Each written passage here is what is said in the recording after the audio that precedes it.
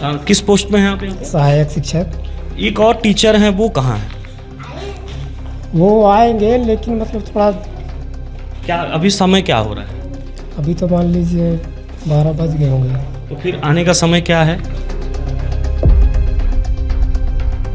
ये बताओ, यहाँ पे जो शिक्षक हैं, सर हैं, वो कौन कौन कब कब आते हैं, कब कब नहीं आते हैं?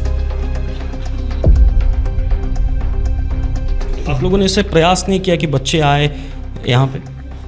देखिए सर, मैं तो घर घर मतलब कि जाके बुलाता भी हूँ कि आइए।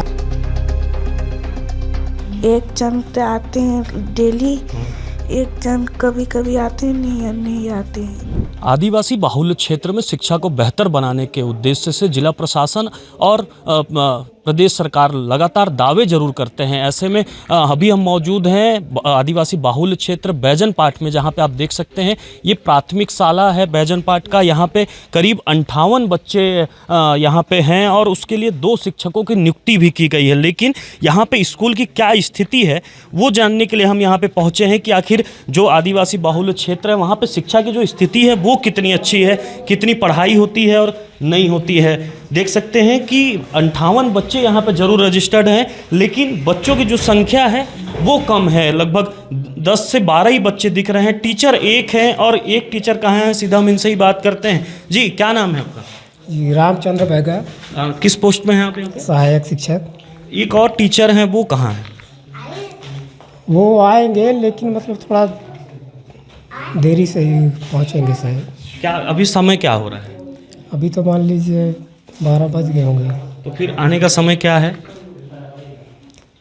अब पता नहीं, मेरे को भी सूचना नहीं दी है कि मैं अवकाश पे हूँ कि आऊँगा कि नहीं करके सूचित नहीं दिए है मुझे भी नहीं पता। वैसे कितने दिन हो गए आपको यहाँ पोस्टिंग, कितने दिनों से है? ये मेरा 3रा साल चल रहा है। कितने बच्चे हैं इनको? टोटल है दर्ज संख्या 58। बच्चों की संख्या कम क्यों दिख रही है, क्यों इतने कम बच्चे हैं? सर, ये बीच में अभी जो चुनाव का माहौल हुआ उसमें हम लोग 2-4 दिन आगे पीछे हो गए। उसके चलते थोड़ा बच्चों में तालमेल, मतलब स्कूल आने का तालमेल गड़बड़ाया है, तो उसी के चलते नहीं आ पा रहे हैं अभी। आप लोगों ने इससे प्रयास नहीं किया कि बच्चे आए यहाँ पे?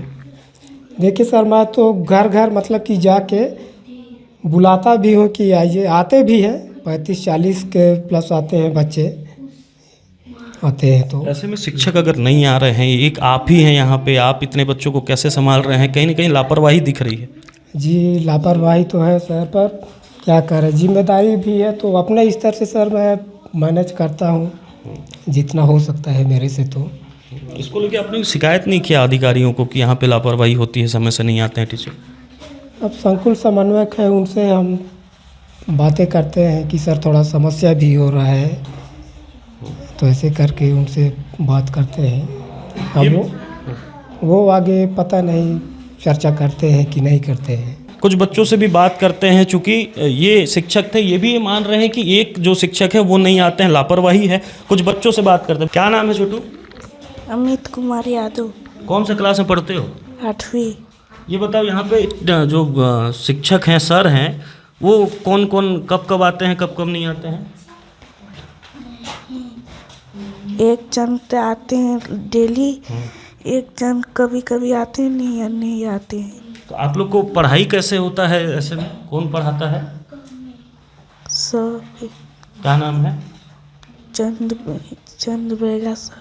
अच्छा, तो वो सर नहीं आते हैं, बहुत कम आते हैं। जी।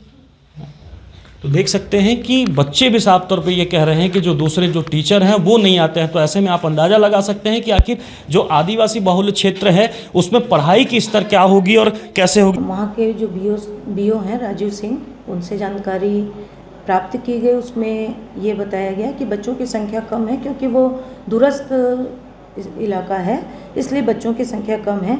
वहाँ पे सुंदरबन सिंह सहायक शिक्षक हैं, उनके साथ एक और टीचर जो है वहाँ पे कार्य कर रहे हैं। आपके द्वारा बताया जा रहा है कि आप जब वहाँ गए थे तो वो अनुपस्थित थे। किस डेट को आप गए थे, तो उसकी जानकारी लेकर बीओ से उसकी जांच करवा ली जाएगी कि वो उस दिन अनुपस्थित थे और क्यों थे। वैसे एसएमसी कार्य करते हैं, जिसमें ग्रामीण सदस्य भी रहते हैं, एचएम से ये चीज़ पूछा जाएगा कि वो एसएमसी की बैठक वगैरह कब करते हैं, बच्चों के घर जाकर बच्चों को बुलाने का प्रयास करते हैं या नहीं। यदि वो नहीं कर रहे हैं तो एसएमसी के माध्यम से उनके गार्जियन से, उनके माता पिता से संपर्क करेंगे वो, और उसके बाद बच्चों को स्कूल तक लाने हेतु प्रयास करेंगे। इसके लिए पत्र जारी कर दिया जाएगा। कि कुछ स्थानीय लोगों से भी बात करेंगे, उनसे भी समझेंगे कि आखिर जो शिक्षक हैं वो कब से नहीं आ रहे हैं, वो क्या कुछ जानते हैं इसके बारे।